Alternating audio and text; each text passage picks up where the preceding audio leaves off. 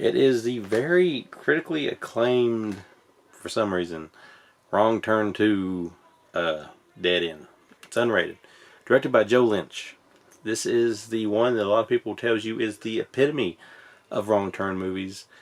I don't think I can agree with that.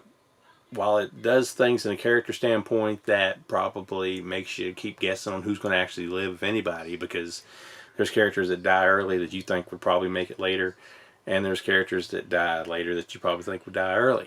So it has that going for it. It's got Henry Rollins going for it. He plays a pretty good character, Dale Murphy.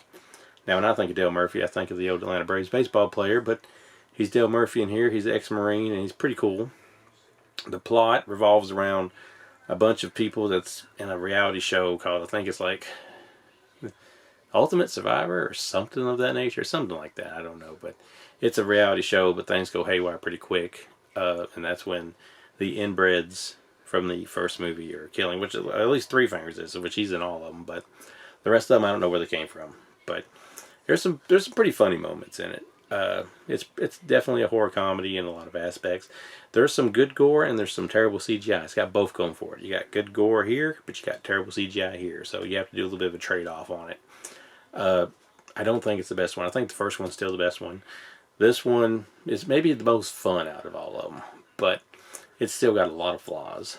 And at the end of the day, I'd probably give it maybe a 2.5 out of 5, which is kind of down the middle. And I don't know if it's got a whole lot of rewatch value to it, although I think it's pretty cool that they took a time period where a reality TV show was like at a complete, all-time high and, made a movie out of it. Not the first to do that, but 2006, 2007 has got both copyrights on it, so I guess it's probably made in 2006, 3 years after the first one.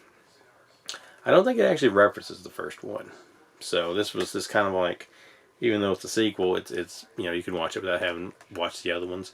A lot of people like it better. I don't know.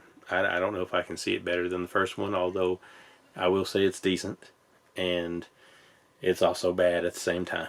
So if you're into the backwoods lost horror films and you just have to watch these, you could probably stop after this one. I don't think I'd go any further, which I did. So I'm about to review the third one after this, but this one is just alright.